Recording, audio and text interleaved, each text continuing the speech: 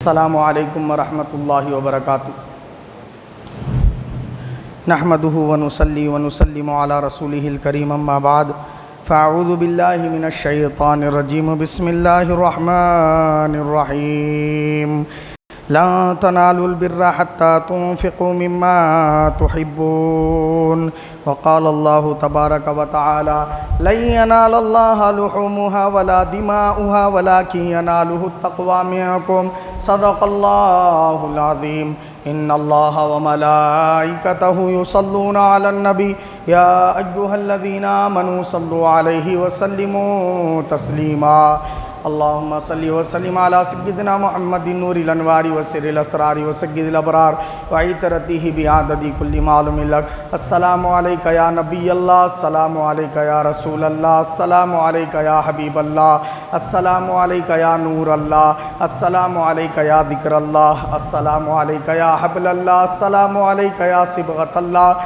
السلام علیکہ یا نبی القبلتین السلام علیکہ یا امام الانبیاء والمرسلین السلام علیکہ یا خاتم النبیین السلام علیکہ یا رحمت للعالمین السلام علیکہ یا محمد مصطفیٰ السلام علیکہ یا احمد مجتبیٰ صلی اللہ تعالی علیہ وسلم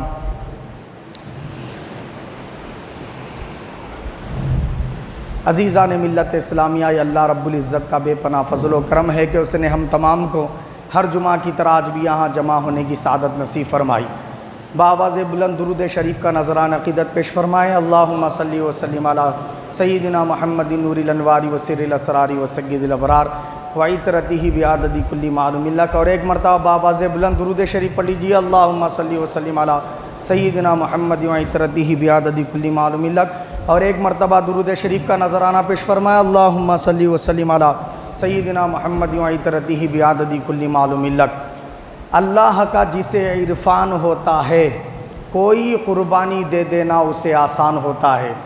اللہ کا جسے عرفان ہوتا ہے کوئی قربانی دے دینا اسے آسان ہوتا ہے، مگر جسے رسول اللہ کا عرفان ہوتا ہے وہ قربانی نہیں دیتا ہے، خود قربان ہوتا ہے۔ یہ اللہ رب العزت کا بے پناہ فضل و کرم ہے کہ ہم تمام حضرات قربانی کے مقدس ایام کو عنقریب پانے والے ہیں، اور بڑے سعادت والے دن اور راتوں کو ہم پا چکے ہیں۔ رسول پاک صلی اللہ علیہ وسلم نے حدیث پاک میں ارشاد فرمایا کہ ذوالحج کے مہینے کے جو پہلے 10 دن ہیں یہ بڑی سعادت اور بڑے مبارک دن ہیں، بڑی سعادت والے بڑے مبارک دن ہیں۔ اگر کوئی بندہ 1 ذی الحج سے لے کر 9 ذی الحج تک دن میں ایک روزہ رکھتا ہے تو اللہ تعالیٰ اس کو وہ نفل روزے کے بدلے 1 سال کے نفل روزوں کا ثواب عطا فرماتا ہے۔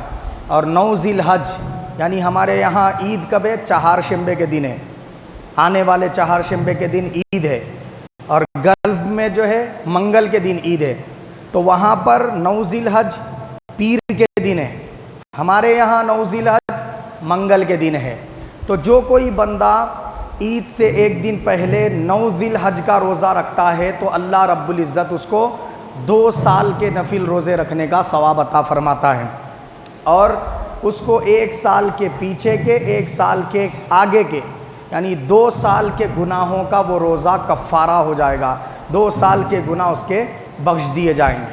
اور ہر رات کی فضیلت حضور نے فرمائی 1 ذی الحج سے لے کر 10 ذی الحج تک، کہ جو کوئی بندہ اخلاص کے ساتھ اللہ کی رضا حاصل کرنے کے لیے ایک رات میں عبادت کرتا ہے تو اللہ تعالیٰ اس کو شب قدر کی عبادت کا ثواب عطا فرماتا ہے۔ یعنی ایک رات میں عبادت کرنے کا اجر و ثواب 84 سال عبادت کرنے کے برابر ہے۔ یہ ایک ایک رات ایسی اہمیت کی حامل ہے، اور ایک ایک دن بڑی اہمیت کا حامل ہے، تو ہمیں اس کو غفلت میں نہیں گزارنا چاہیے۔ اب رہ گئی بات قربانی کی، تو قربانی کا آغاز کب سے ہوا؟ کیا ہمارے نبی محمد مصطفیٰ صلی اللہ علیہ وسلم کے دور مبارک سے ہوا؟ کیا حضور اکرم صلی اللہ علیہ وسلم نے اس کا آغاز فرمایا، یا پھر قربانی کا بہت پہلے ہی آغاز کر دیا گیا تھا؟ حضرت آدم علیہ السلام کے زمانے سے قربانی کا وجود ہے۔ کب سے ہے؟ حضرت آدم علیہ السلام کے دور مبارک سے۔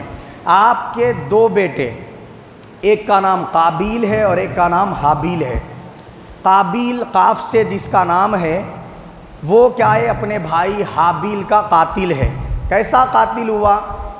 حضرت سیدنا آدم صفی اللہ علیہ السلام کی شریعت میں قانون اللہ پاک نے یہ رکھا تھا، کیونکہ کوئی دوسرا انسان نہیں تھا، روئے زمین پہ کوئی دوسرا خاندان قبیلہ نہیں تھا، تو صرف اور صرف آدم علیہ السلام اور آپ ہی کی اولاد تھی۔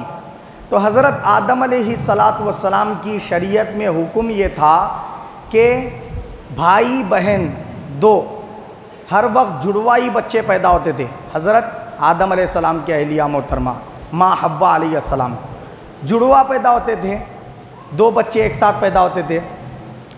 تو جو ایک ساتھ پیدا ہوئے ان دونوں کی شادی ایک ساتھ نہیں کی جا سکتی، بہن بھائی کی، بات گوشے گزار ہوئی، ساتھ والے کی شادی نہیں کی جا سکتی، یا تو بعد والے سے یا پھر بعد والے کی پہلے والے سے، اس طریقے سے شادی کی جاتی تھی حضرت آدم علیہ السلام کے شریعت میں۔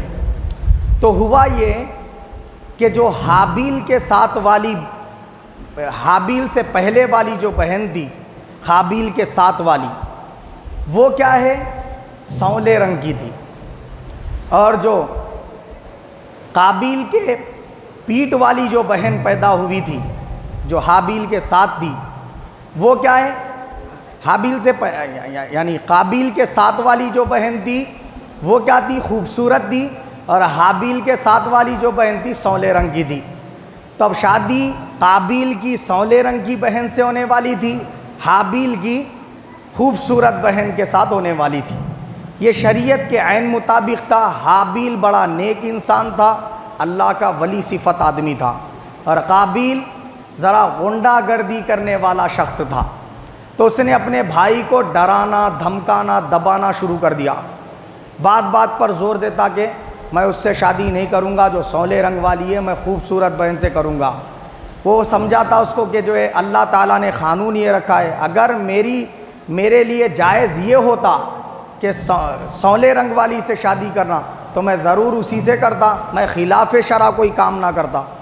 تو وہ اس کو ڈرانے لگا کہ تو اس سے کر لے جو سانولے رنگ والی ہے، میں اس سے کر لوں گا جو خوبصورت ہے، اگر اس بات پر تو راضی نہیں ہوا تو پھر میں تیرا قتل کر دوں گا۔ یہ معاملہ چلتا رہا۔ پھر حابیل نے حضرت آدم علیہ السلام کے سامنے یہ تفصیل سنا دی۔ حضرت آدم علیہ السلام نے دونوں بیٹوں کو بٹھایا، سمجھایا کہ خلاف شرع کام نہیں کر سکتے، اگر کریں گے تو حرام ہے، اور اس کو اگر جائز سمجھ کے کریں گے تو پھر کافر ہو جائیں گے۔ یہ آپ نے تفصیل کے طور پہ اپنے دونوں بیٹوں کو سمجھایا، مگر وہ نہ مانا، قابیل نہیں مانا، اور اس نے کیا کیا، حابیل کا قتل کرنے کا مصمم ارادہ کر لیا۔ مگر آدم علیہ السلام فرمائے اگر تو پھر بھی میری بات، میرے سمجھانے پر بھی مطمئن نہیں ہے تو دونوں بھائی مل کر اللہ کی بارگاہ میں قربانی پیش کرو، اپنی طرف سے کیا کرو، قربانی پیش کرو، جس کی قربانی اللہ قبول کر لے پھر اس کے حق میں فیصلہ ہوگا۔ اگر حابیل کی قبول کر لے تو پھر حابیل کیا کرے گا، خوبصورت بہن سے شادی کرے گا، اگر قابیل کے حق میں اللہ قربانی قبول کر لے تو پھر تو کیا کر، خوبصورت بہن سے شادی کر لے۔ اب ہوا کیا، دونوں قربانی کے لیے جانور لے گئے۔ جو حابیل تھا اس نے سوچا کہ اللہ کے لیے قربانی دینی ہے تو ایسا ویسا بکرا تھوڑے ہی لوں، بولے موٹا تازہ اچھا فربا دیکھنے میں خوشنما جس کی قیمت بھی اچھی آتی ہو ویسے جو ہے نا دمبے کو وہ کیا کیا، قربانی کے لیے پیش کیا۔ اور جو قابیل تھا اس نے کیا کیا، دبلا لاغر، بولے اللہ کی بارگاہ میں پیش کرنا ہے، اس کو کیا گوشت پہنچنے والا ہے نہ خون پہنچنے والا ہے، اس کی کیا حاجت ہے، بولے لہذا بکرا تو ایک ضائع ہو جائے گا۔ تو دبلا پتلا لاغر کمزور بیمار، اب جس کی زندگی بالکل کم ہے ویسا بکرا لے کے گیا انہیں۔ اب ہوا کیا، اس وقت قربانی کے لیے جانور ذبح کرنے کا طریقہ نہیں تھا، بلکہ پہاڑ پر لے جا کے دونوں اپنی اپنی قربانی رکھ دینا۔ تو آسمان سے ایک آگ ظاہر ہو کے جس کی قربانی قبول کرنی ہے وہ جانور کو لے کر غائب ہو جاتی تھی۔ اب جو بچ گیا مطلب یہ ہوتا تھا کہ اس کی قربانی قبول نہیں ہوئی، تو اللہ رب العزت نے حابیل کی قربانی قبول فرما لی، قابیل کی قربانی قبول نہیں ہوئی، وہ آگ نمودار ہوئی، ظاہر ہوئی اور حابیل کے جانور کو لے کر چلی گئی۔ تو اب اس کو اور زیادہ غصہ آیا، اب تو میں خدا کے بھی خلاف جاؤں گا اولاد، اور اس نے اپنے بھائی کا قتل کر دیا۔ بہرحال اس واقعے میں اہم ترین بات بتانا یہ ہے کہ قربانی کا آغاز اس وقت سے ہے۔ طریقہ الگ تھا کہ ذبح کرنے کے بجائے پیش کر دیا جاتا تھا، آگ ظاہر ہوتی تھی، جس کا جانور اللہ پاک منظور فرمانا ہوتا وہ غائب ہو جاتا، اس طرح وہ جانور کو قبول کر لیا جاتا۔ یہ سلسلہ دوروں کئی زمانوں تک چلتا رہا۔ حضرت سیدنا ابراہیم خلیل اللہ علیہ السلام کا دور مبارک آیا، آپ کی شان اور آپ کا مقام مرتبہ اللہ پاک نے اس طرح بیان فرمایا، وَاذْكُرْ فِي الْكِتَابِ إِبْرَاهِيمَ إِنَّهُ كَانَ صِدِّيقًا نَبِيًّا، فرمایا کہ اور اے ایمان والو اور اے قرآن پڑھنے والو، اے میرے محبوب صلی اللہ علیہ وسلم کے امتیو، تم قرآن شریف میں ابراہیم خلیل اللہ علیہ السلام کا ذکر کرو، ان کے واقعات کو پڑھو، ان کی تاریخ پڑھو اور اپنی اولاد کو، نسلوں کو بتاؤ، ان کے واقعات بتاؤ، تو نتیجہ اس کا یہ ہوگا کہ تمہارے اندر عشق الہی پیدا ہوگا، اللہ سے محبت کرنے کا جذبہ پیدا ہوگا، اللہ کے لیے مر مٹنے کا جذبہ پیدا ہوگا، تمہاری نسلوں کو بھی اللہ تعالیٰ کی دیوانگی کیسی ہونی چاہیے وہ جذبہ پیدا ہوگا۔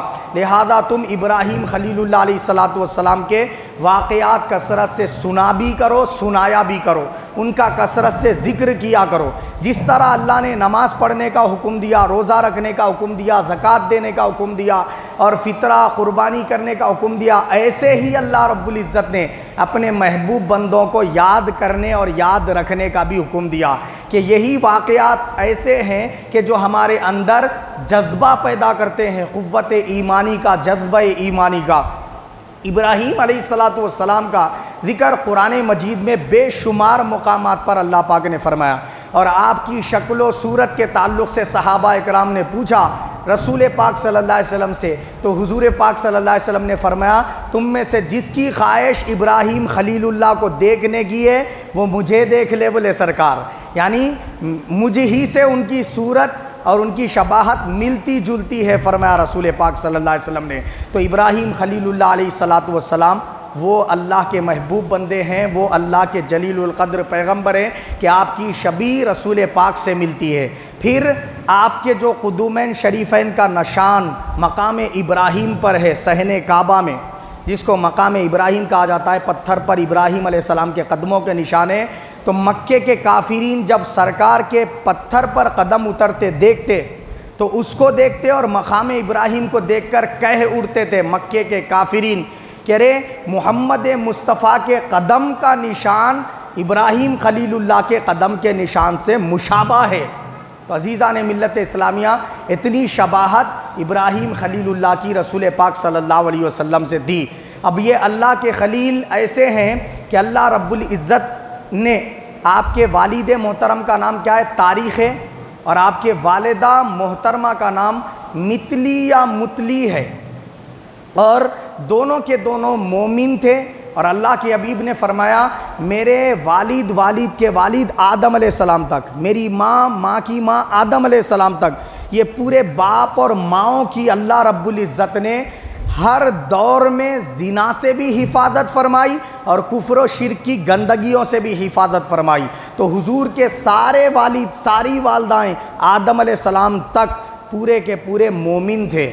اور جہاں قرآن شریف میں ابراہیم خلیل اللہ علیہ السلام کے لیے یہ لفظ آتا ہے کہ ابیہ آزر، یہ جو لفظ آتا ہے آزر، جو ابراہیم علیہ السلام کے والد ہے بول کے، باپ ہے بول کے، تو یہ باپ بول کے جو کہا گیا ہے وہ اصل میں چاچا ہے۔ حضرت ابراہیم علیہ السلام کے کون ہے؟ چاچا ہے۔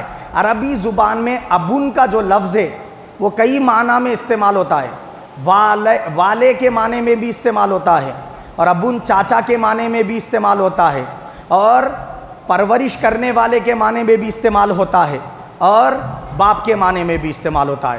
تو یہاں پر جو کہا گیا ابیہ آزر، تو آزر جو ہے وہ حضرت ابراہیم علیہ السلام کا چاچا ہے، آپ کے والد کا نام اصل میں تاریخ ہے، کیونکہ چاچا جب کافر تھا تو کافر کے لیے مغفرت کی دعا نہیں کی جاتی، اور ابراہیم علیہ السلام نے دعا فرمائی ربنا اغفر لی ولی والدی ولی جمیع المؤمنین یوم یقوم الحساب، اے میرے پروردگار تو میری مغفرت فرما اور میرے والدین کی مغفرت فرما۔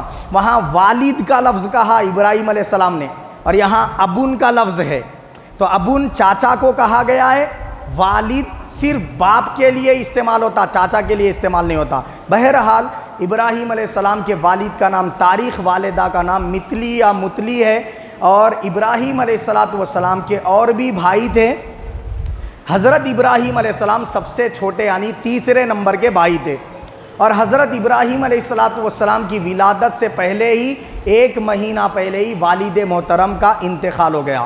اب چونکہ چاچا جو تھے آذر، ان کو کوئی اولاد نہیں تھی، حضرت ابراہیم علیہ السلام کی انہوں نے پرورش کی ذمہ داری اٹھا لی۔ بڑا نیک آدمی تھا، مطلب تھا تو کافر لیکن لوگوں کے ساتھ بھلائی کرنے میں، کچھ ان کی مدد کرنے میں وہ بہت آگے رہتا تھا۔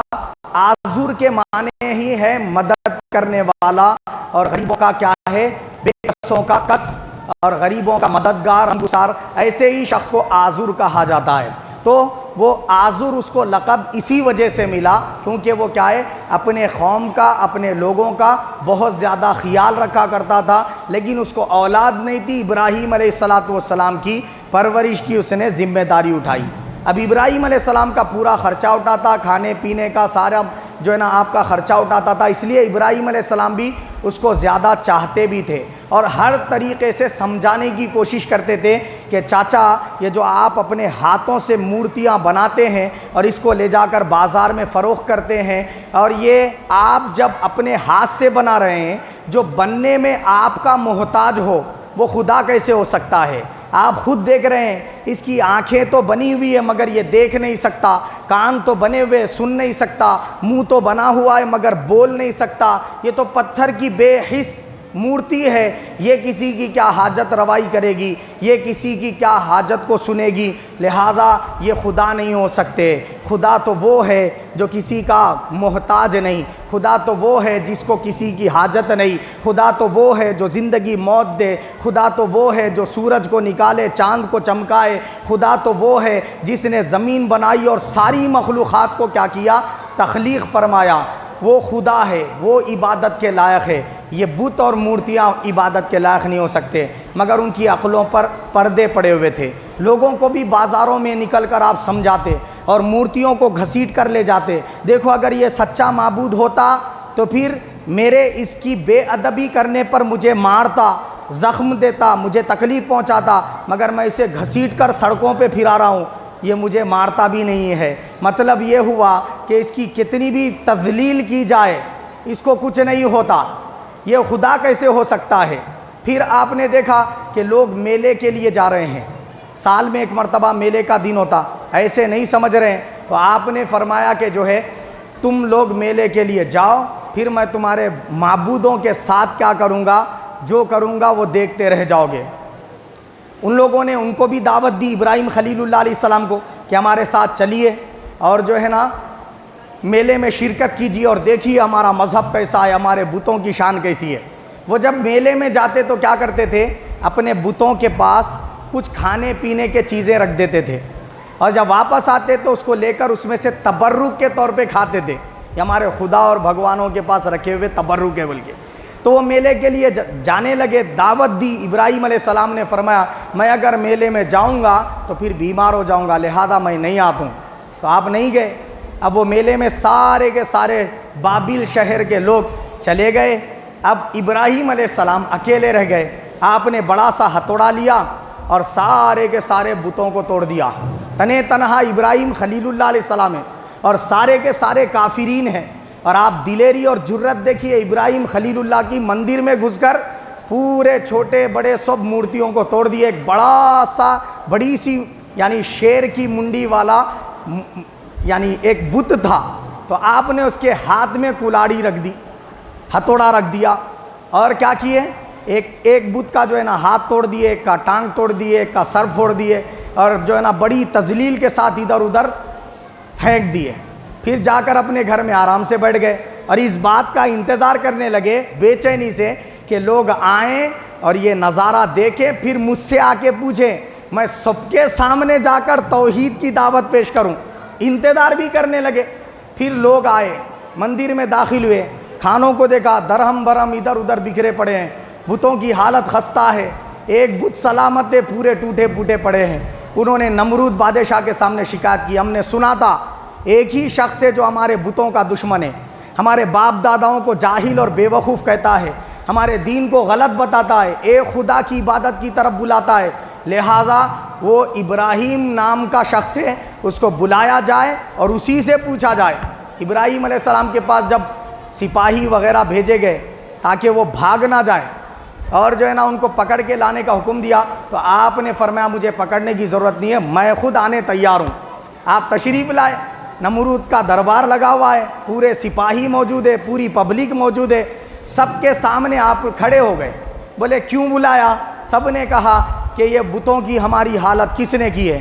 تو آپ نے فرمایا تمہارے ان بتوں سے پوچھو, ان بتوں سے پوچھو کہ ان کی یہ حالت کس نے کی ہے.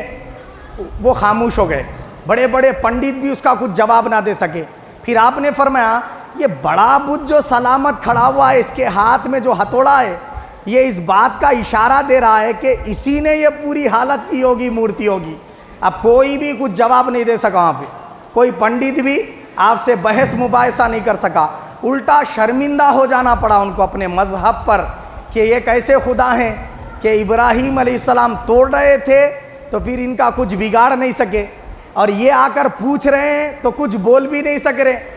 تو ابراہیم علیہ السلام نے فرمایا لو کیا بھلا ایسے بھی جو ہے نا خدا عبادت کے لائق ہو سکتے ہیں جو بول نہیں سکتے, مجرم کو پکڑ نہیں سکتے, مجرم کو اریسٹ نہیں کر سکتے, وہ کیسے خدا اور معبود ہو سکتے ہیں.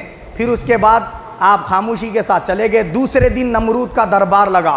پھر اس نے کہا کہ اگر ایسا ہی چلتا رہا تو پھر لوگ بہت سارے ابراہیم کے ماننے والے ہو جائیں گے, مجھے سجدے کرنے والے بھی کم ہو جائیں گے, لہذا ابراہیم کو پکڑ کر لایا جائے اور ان سے بحث اور مباحثہ کیا جائے.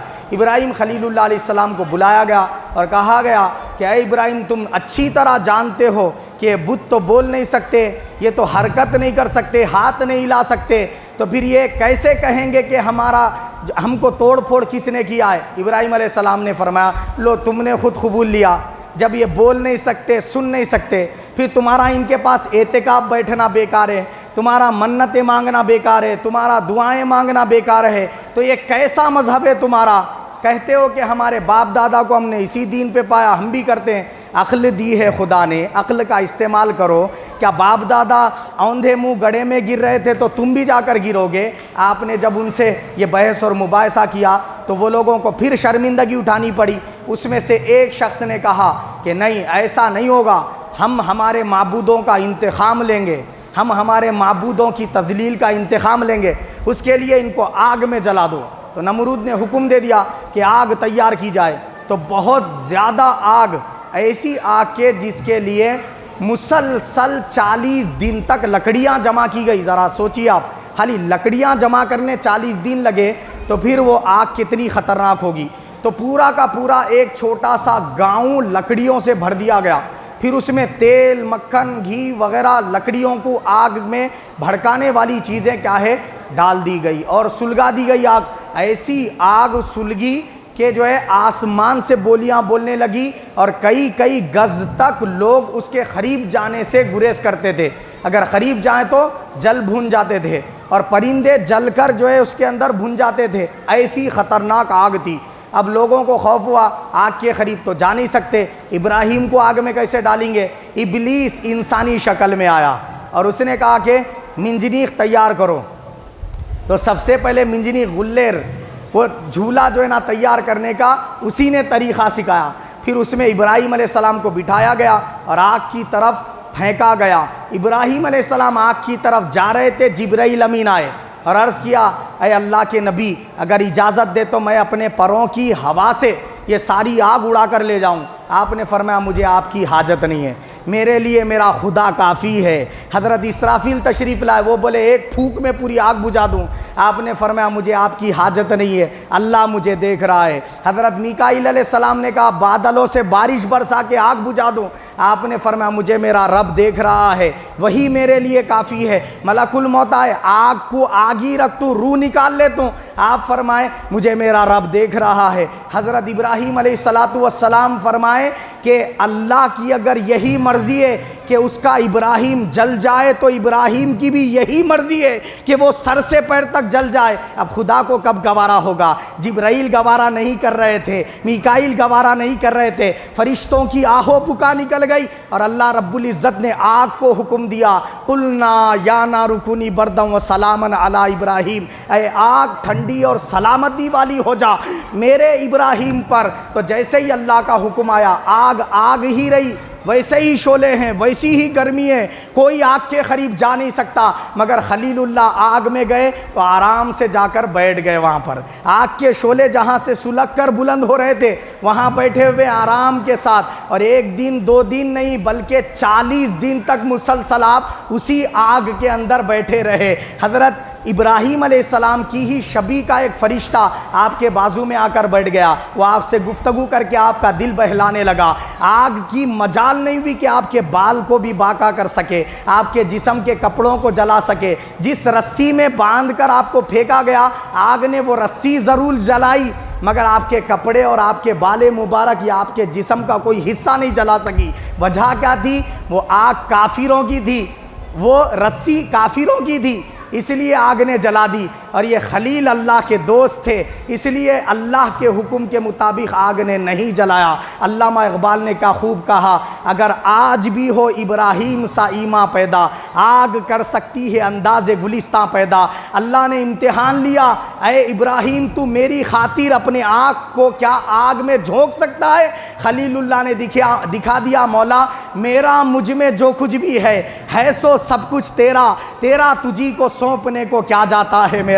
آپ نے اپنے آپ کو رب کی رضا کی خاطر آگ میں جھونک دیا۔ پھر اللہ پاک نے امتحان لیا کہ اپنی بیوی اور اپنے بچے کو، جس کے لیے آپ دعا مانگتے رہے، ربی حبلی من الصالحین، اے میرے پروردگار مجھے تیرے نیک بندوں میں سے ایک بیٹا عطا کر دے، تیرے نیک بندوں میں سے ایک بیٹا عطا کر دے۔ ابراہیم علیہ السلام یہ دعا مانگتے رہے، بی بی سارہ سے نکاح ہونے کے بعد یہ دعا مانگتے رہے، ابھی اولاد نہیں ہوئی، سال پر سال گزر رہے ہیں۔ حضرت ہاجرہ سے نکاح ہو گیا، پھر بھی اولاد نہیں ہو رہی ہے، سال پر سال گزرتے چلے گئے، 36 برس تک آپ نے یہ دعا مانگی اور آپ کی عمر مبارک 86 سے 87 سال ہو گئی۔ اور جب اللہ پاک نے اسماعیل ذبیح اللہ ایک بیٹا عطا فرمایا، وہ بھی نبی بیٹا عطا فرمایا۔ اب ذرا سوچئے، اتنی طویل عرصے کے بعد، اتنا مانگنے کے بعد بیٹا ملے تو باپ کی آرزوئیں کیا ہوگی، باپ کا دل کس طرح بیٹے کی محبت میں گرفتار ہوگا۔ اور اللہ رب العزت نے کیا کیا،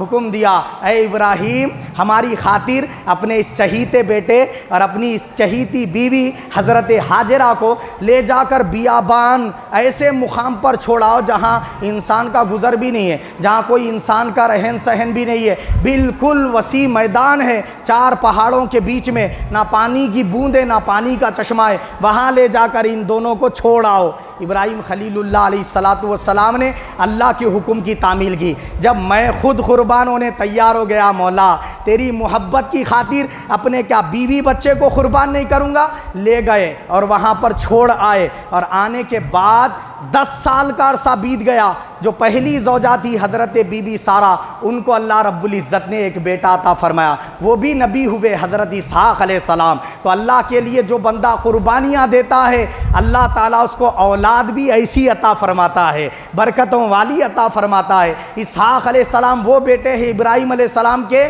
پھر ان کو جو بیٹا پیدا ہوا یعقوب، وہ بھی اللہ کے نبی ہے۔ ان کو جو بیٹا پیدا ہوا یوسف، وہ بھی اللہ کے جلیل القدر پیغمبر ہیں۔ تو ابراہیم علیہ السلام کو اللہ نے نبیوں کا باپ بھی بنایا، نبیوں کا دادا بھی بنایا، نبیوں کا پردادا بھی بنا دیا۔ اور ہمارے نبی امام الانبیاء محمد مصطفیٰ صلی اللہ علیہ وسلم کو بھی ان کے صاحبزادے اسماعیل ذبیح اللہ کی اولاد میں پیدا فرمایا وہ بھی انہی کی دعا کی وجہ سے. انہوں نے دعا مانگی کعبۃ اللہ کی تعمیر کر کے, مولا وہ تیرا جو آخری نبی ہے, تیرا محبوب نبی ہے, جس کے امتی بننے کا ہر نبی شہدائی ہے, مولا اس نبی کا مجھے دادا بنا دے, اس نبی کو میری اولاد میں پیدا کر دے. حضور نے خود اپنی زبان اقدس سے فرمایا عیسیٰ روح اللہ کی میں کیا ہوں, عیسیٰ روح اللہ کی بشارت ہوں, اور ابراہیم خلیل اللہ علیہ السلام کی مانگی ہوئی دعا ہوں فرمایا سرکار نے.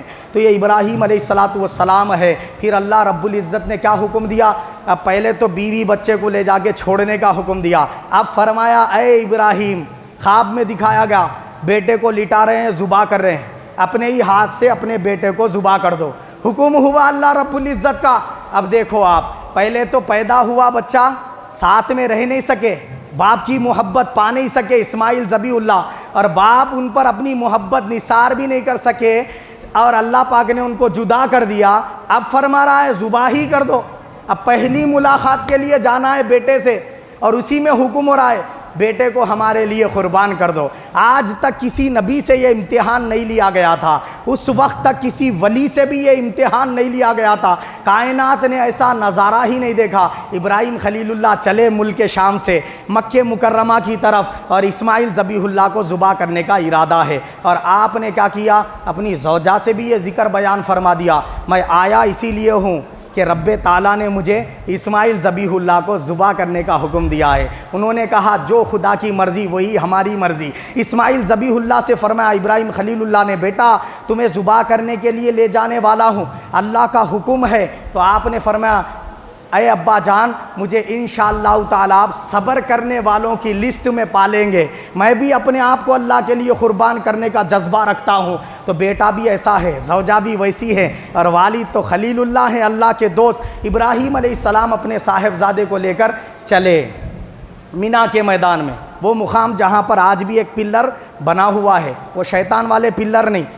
ابراہیم علیہ السلام نے جہاں اسماعیل ذبیح اللہ کو لٹایا تھا وہاں پر بھی ایک چھوٹا سا پلر بنا ہوا ہے پہاڑ پر. تو حضرت ابراہیم علیہ السلام نے اپنے صاحبزادے کو لٹایا, چھری تیز کی, تو اسماعیل ذبیح اللہ نے عرض کیا ابا جان پہلے میرے ہاتھ باندھ دیجئے, اور آپ اپنے آنکھوں پہ پٹی باندھ لیجئے, میرے بھی آنکھوں پہ پٹی باندھ لیجئے, کہیں ایسا نہ ہو کہ آپ کی والد والی محبت غالب آ جائے اور ہم امتحان الہی میں کمزور پڑ جائیں اور آپ کی چھری کانپنے لگے, ایسا نہ ہو جائے. اس لیے آپ اپنے بھی آنکھوں پہ پٹی باندھ لیجئے, میرے بھی آنکھوں پہ, اور ہاتھ پیر میرے باندھ دیجئے, تاکہ زیادہ تڑپنے کی وجہ سے امتحان میں ناکامی نہ ہو جائے.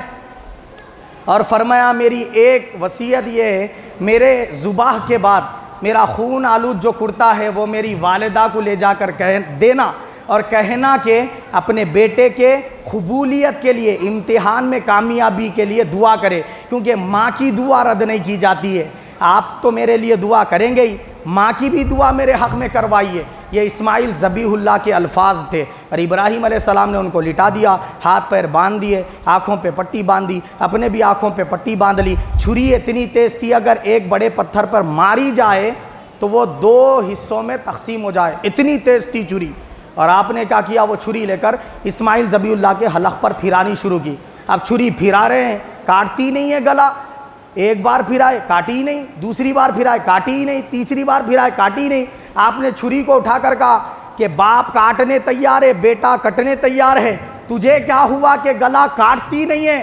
تو چھری نے حضرت خلیل اللہ سے عرض کیا کہ اللہ رب العزت نے مجھے 4 مرتبہ حکم دیا ہے کہ اس خبردار اسماعیل کے حلق کو کاٹی تو تیری خیر نہیں, اور آپ کہتے ہیں کہ 3 مرتبہ پھرا کر کہ کیوں نہیں چلتی. آپ نے 3 مرتبہ پھرایا, اس نے 4 مرتبہ حکم دیا ہے. آپ کی سنو یا اس کی سنو, آپ کی سنو یا اس کی سنو, یہ کہا. اور اللہ رب العزت نے جبرائیل امین کو حکم دیا, یہ 4تھی بار خلیل اللہ بغیر کسی رکے کے, بغیر کسی رکاوٹ کے پھر دوبارہ پھرا دیں گے, لہذا آپ جنت سے دمبا لے کر وہاں پر پہنچ جاؤ.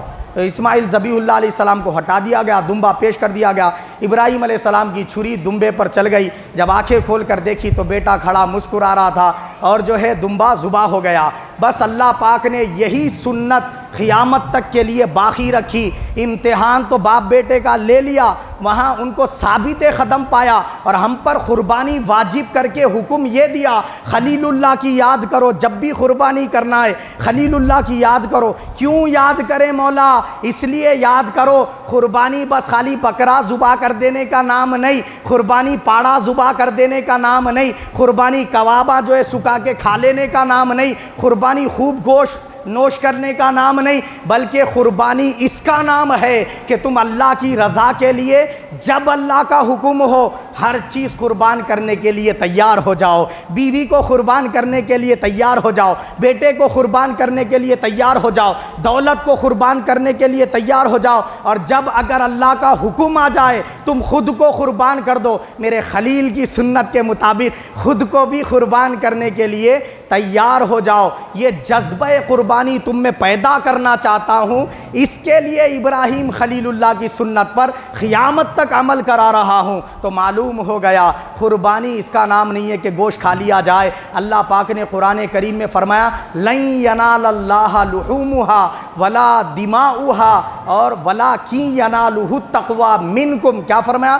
تمہارا نہ اللہ کو گوشت پہنچتا ہے نہ ہی تمہارے جانوروں کا خون پہنچتا ہے، تمہارا اللہ کی بارگاہ میں تقوی پہنچتا ہے۔ تو تم کیا کرو؟ اپنا دل اخلاص سے بھر لو، جذبہ یہ رکھو کہ گوشت کھاتوں بول کے نہیں، جذبہ یہ رکھو کہ مولا کے لیے سب کچھ لٹا دیتا ہوں۔ اس نیت کے ساتھ قربانی کرو، اس جذبے کے ساتھ قربانی کرو تو اللہ کے یہاں قبول ہوگی۔ اور بہت سارے حضرات کیا کر رہے ہیں معلوم ہے؟ چوری کر کے قربانی دے رہے۔ بعض حضرات، بہت سارے بولے تو سب نہیں، بعض حضرات کیا ہے پاڑا چوری کر لیا، اچھے رنگ کا ہے بولے لے جا کے قربانی کر لیتے، وہ قربانی ہوتی ہی نہیں، وہ جس کا تھا اس کچھ قربانی کا ثواب مل جاتا۔ دوسرا یہ کہ چوری کیے ہوئے پیسے یا لپا ڈوپی کے پیسے یا لوٹ مار کرے سو پیسے، کسی پر ظلم کر کے حاصل کر لیے سو پیسے، کیا ترکے کی جائیداد کو برابر تقسیم نہیں کر کے سب کا حق مار لیے سو پیسے، اس پر کوئی قربانی واجب نہیں ہے۔ حرام کمائی پر قربانی واجب نہیں ہے۔ اگر کوئی حرام کمائی سے جانور لا کر قربان کرتا ہے تو اس کا کوئی اجر، کوئی فضیلت، کوئی ثواب اس کو نہیں ملتا۔ وہ ویسا ہی ہے جیسے قابیل نے قربانی کی تھی، اور جو اچھے موٹے تازے فربا حلال پیسوں سے حلال جانور لا کر ذبح کرتا ہے اللہ کی راہ میں اور جذبہ قربانی کے ساتھ، اخلاص کے ساتھ، تو وہ جانور قبول ہے اللہ کی بارگاہ میں، جیسے حابیل کی قربانی اللہ پاک نے قبول فرمائی۔ اللہ سے دعا ہے اللہ پاک ہم سب کو حق قبول کرنے، اس پر عمل کرنے کی توفیق عطا فرمائے۔ آمین ثم آمین وما علینا الا البلاغ۔ ایک جو ہے ضروری اعلان سماعت فرمائیے، انشاءاللہ تعالی آپ تمام حضرات سن چکے عید الاضحیٰ کی نماز ہمارے مسجد رحمانیہ کے اندر